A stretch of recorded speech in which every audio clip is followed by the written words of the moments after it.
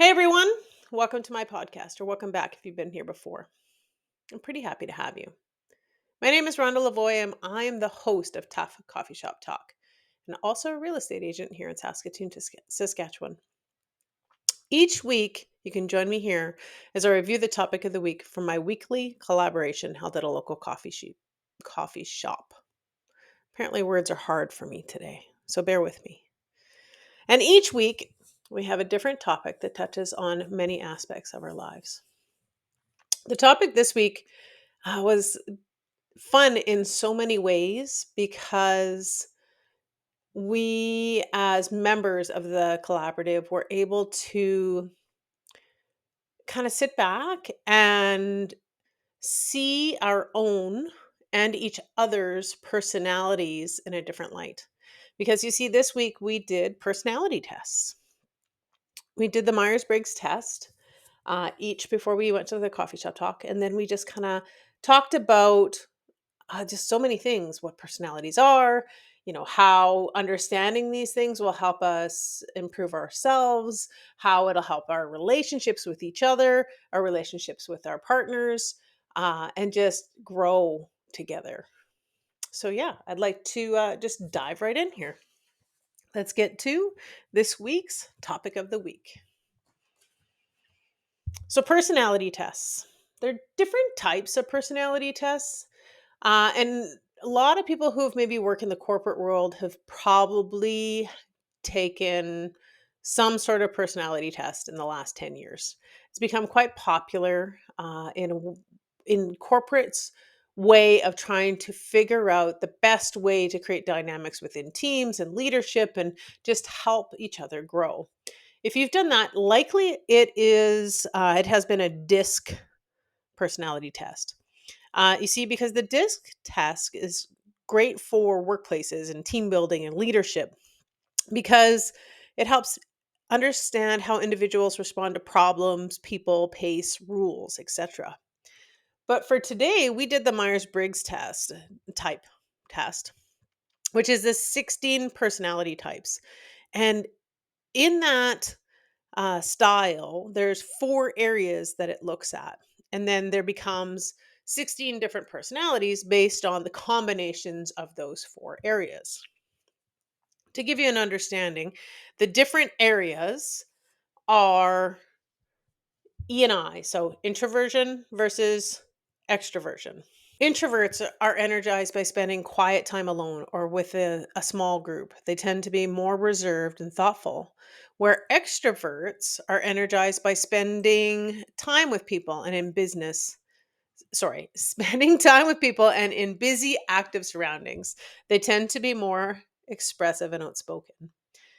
I think of all the things that are in these tests, this is probably the one we talk about the most just in our day to day lives. You'll hear someone say at some point or another, oh, yeah, I'm an extrovert and I'm an introvert. But sometimes we throw that around like we know the definition or we know that's what we are, but we've maybe not thought through the label or understood the definition of the label. Because when you do the test, and say you think you're an introvert and then you do the test and it says you're an extrovert, I'm not necessarily saying that the test is right because of course it's open to a lot, I guess. But I'm just saying that sometimes we aren't always in tune with what's real. We, because we are looking at ourselves, aren't necessarily going to be seeing things as clearly as somebody that might see it on the outside. Anyway, I just find it really interesting. But introverts and extroverts, that's probably the one combination or one definition that we know the most. But that's one of the 4 areas. The next area is sensing or intuition. Sensors focus on their 5 senses and are interested in information they can directly see, hear, feel, and so on. They tend to be hands on learners and are described as practical, where intuitives focus on more abstract level of thinking. They are more interested in theories, patterns, and explanations. They are often more concerned with the future than the present and are often described as creative. So that's the S and the N. Then we go to thinking versus feeling. Thinkers tend to make decisions with their heads. They are interested in finding the most logical, reasonable choice.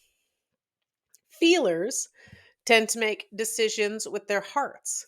They're interested in how a decision will affect people and whether it fits in with their values. So that's the T and the F. And lastly, we have judging versus perceiving. And this one's a tricky because judging has kind of a negative feel around it sometimes, but just listen to the definition. It really helps. Judgers appreciate structure and order. They like things planned and dislike last minute changes. Where perceivers appreciate flexibility and spontaneity, they like to leave things open so they can change their minds. So I think that helps clear up that cloudiness around the J, but so J and P. So you've got an E or an I, an S or an N, a T and an F, and a J and a P. And all of those combinations will make 16 different personality types. When I started in real estate in 2013, I took one of these tests. And way back then, that's when I was getting out of corporate life and becoming a real estate agent, I was an ISTJ. So I was introvert, sensor, thinker, and a judger. And looking back, that would make a lot of sense. I definitely wasn't as outgoing and extroverted as I am today. I believe that is something that, while being in real estate, helped blossom for me. I think I was probably at that time maybe on the cusp of changing over because I was attracted to the real estate life and what that would mean. But fast forward to 2016 and 2018, when I took this test again, both of those times, I was then an ESTJ. So the thing that changed was I went from an I to an E. So I was an extrovert, sensor, thinker, judger. Fast forward to today, when I recently just took this again, and I am still an E, but I am now an ENTJ. And what's changed is I went from a sensor to an intuitive. And I find this one the most fascinating because I'm just going to read the definitions of those two things again. So previously, all the way up until this point, I've been an S. Whether I was introverted or extroverted, I was always an S. So I was a sensor, focused on the five senses and are interested in information that can directly see, feel, hear, and so on. I tend to be a hands-on learner and are often described as practical. It's not a bad thing. It's wonderful, actually. But now I'm an N, which is an intuitive. Focus on more abstract level thinking. They are more interested in theories, patterns, and explanations. They're often more concerned with the future than the present and are often described as creative. And why I find this so incredibly interesting is because over the last year and a half to 2 years, I have heavily dove into personal development. I have heavily started working on me as a person, exploring who I am, what my beliefs are, forcing myself to think outside the box and learn new things and absorb information. And I believe this is what has swung that pendulum over from an S to an N for me, because I've opened up my mind to the opportunity. And what's really, really cool about that is if you take these tests and you learn based on answering these questions what the survey figures you are out of the personalities. And then you read into what that means. Because, of course, when you do the personality test, it has a whole bunch of information on, the definition of those things. You can learn from it to determine if you want to make changes, because that's totally in our control. Just because this personality test says this is who I am, perhaps I want to change that. Perhaps I want to become more intuitive and less of a sensor. Or perhaps I want to become less judger and more of a perceiver. And what you can then do is look at what that means to determine what thoughts, actions, and beliefs you need to work on. When we were at coffee this week, we had quite a few different personalities. I would say out of the 12 or so people that were there, I think we had, I would say 7 or 8 different personalities out of the 16. Interestingly, almost all of them were extroverts, which isn't surprising because it does take um, a lot for an introvert to be able to join a membership and become a member of a collaborative. And they will certainly be the first ones to admit that to you. But also because a lot of the people that are in the membership, the careers that they have, so real estate agent, mortgage brokers, lawyers, etc., um, are around people a lot and would certainly be um, more prone to be an extrovert. But we did have different ones. So if I go back to the 3 different ones that I've had over the last decade, starting with when I became a real estate agent, I was that ISTJ. So again, nothing had changed from then until the next time, except for the introvert to extrovert. But the ISTJ is the most common personality type out of all the personality types, whether you're male or female. It's the most common. And here's a little description of it. ISTJs are responsible organizers driven to create and enforce order within systems and institutions. They are neat and orderly inside and out and tend to have a procedure for everything they do. They are loyal, industrious, resilient, detail oriented, and consistent. And if you think about that, it makes a lot of sense that that's who I was coming out of a corporate life, because that is exactly what corporate people need, corporate companies need, because they need to have those types of individuals in a lot of positions to be able to make the company work well. So it makes a lot of sense. And it would make sense that a lot are that style simply because a lot would work in those type of environments. But now if you fast forward to now where I'm the ENTJ, it's actually the rarest amongst women. So I've definitely changed in some manners there, because I've gone to the most common to the rarest. Here's the description of it. ENTJs are strategic leaders motivated to organize change. They are quick to see inefficiencies and conceptualize new solutions, and enjoy developing long range plans to accomplish their vision. They excel at logical reasoning and are usually articulate and quick witted. They're ambitious, productive, assertive, conceptual, and strong willed. That last one's fun because it's pretty true. Ask my mom.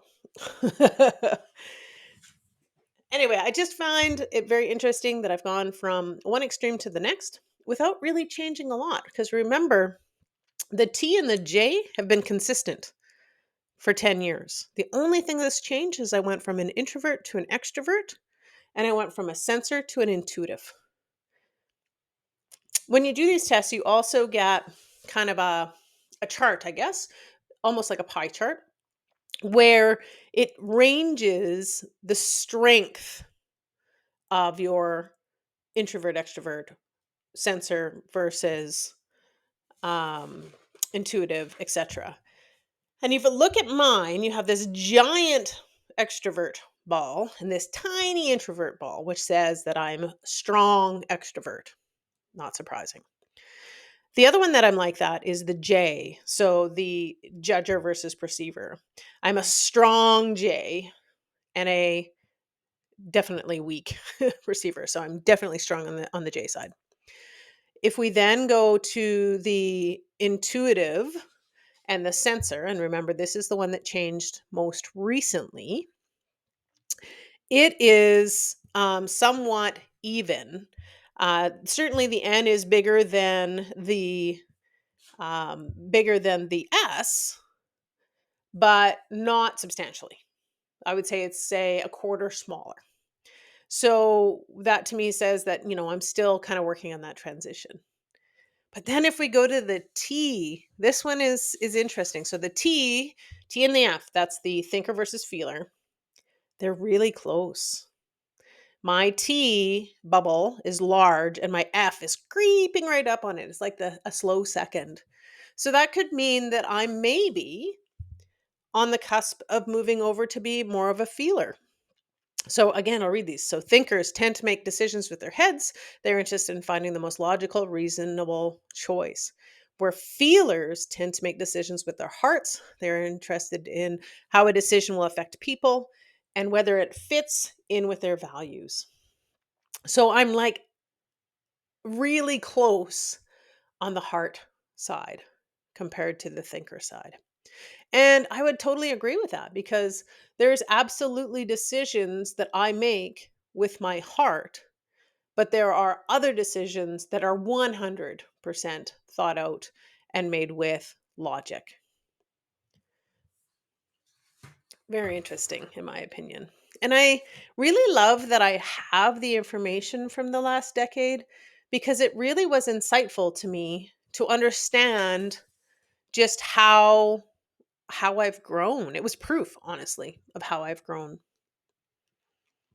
The next piece that you can do, and I'm not going to go into detail in the podcast today, but you can actually take your personality and compare it to, say, your spouse or your best friend or your children to determine kind of how that stacks up, I guess. And it will give you some information on the strengths and the weaknesses of that relationship and how to work together, how to communicate. I think it could be very insightful um, information when dealing with other people. So that's definitely something that you could go. For those of you who are curious, the one that we did was the 16 personalities at truity.com, truity.com. No endorsement here. I'm not making any money on that. That just happens to be the one that I found and the one that I thought had a nice clear picture and was easy to use. So if I go into that website and just kind of look at the ENTJ, so that's the one that I'm now. There's a section where you can look at your strengths and your weaknesses. And I'm just going to read a little bit of it here about my personality because I think it's really, really quite clear. And anybody who has spent any amount of time with me or knows me well would probably agree with a lot of these things. So under strengths, strong-willed. And yes, I'm going to say that's that's a strength. It can be a negative too, but yes, I'm going to take it as a strength. So one thing that is especially admirable about an ENTJ is their near imperviousness to criticism. Once they have formed a position or made a decision, they don't buckle under pressure.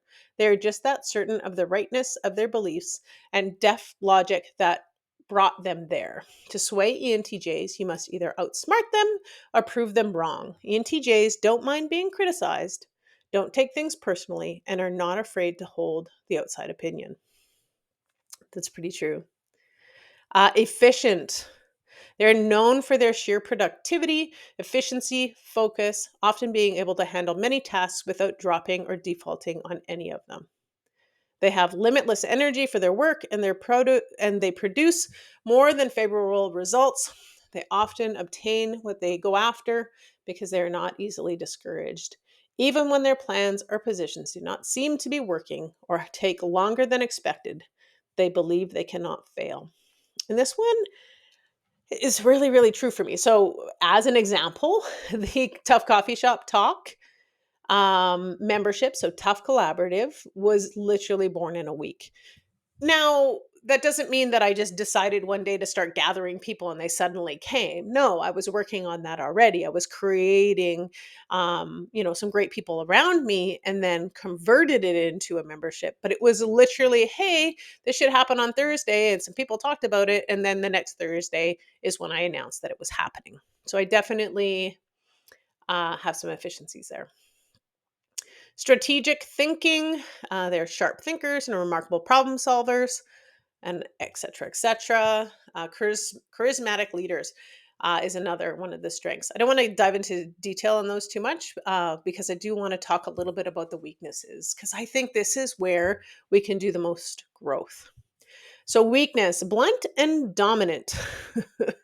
Given their logical way of thinking, it's no surprise that ENTJs are expert at finding flaws and holes. But when combined with their characteristic bluntness and lack of regard for the feelings of others, it can make them appear critical, nitpicky, and unrelenting. Not everyone will appreciate having their flaws so frequently picked out and put on display. So, this combined with the next one. So I'm going to talk about the next one. Intolerant. So ENTJs hold others to their same impossible standards, believing everyone can and should work as hard as they do. They often lack patience for people who are naturally less direct or a bit slower. It's my way or the highway can be an intimidating mantra for those on the sharp end of ENTJ's criticism. So those two things have absolutely been in my life, well, my adult life anyway, because in my previous career working in corporate, this is what would come up on my evaluations or if I was ever called out by supervisors. I needed to learn patience with other people, give them the opportunity, and not be quite so blunt. So, definitely something that I'm still working on. Other things are arrogant and poor handling of emotions. So, yeah, definitely areas that would need to be worked on. But I just love that when you take this test, either you see it or you don't. And that will be two things. One, either you just aren't in tune with who you are and are still working on figuring that out, or you're in a transition so everything may not necessarily apply. And we had two people actually in the group that I would say this is valid for. So my wife, Crystal, did this test initially. And when she did it, it was way off.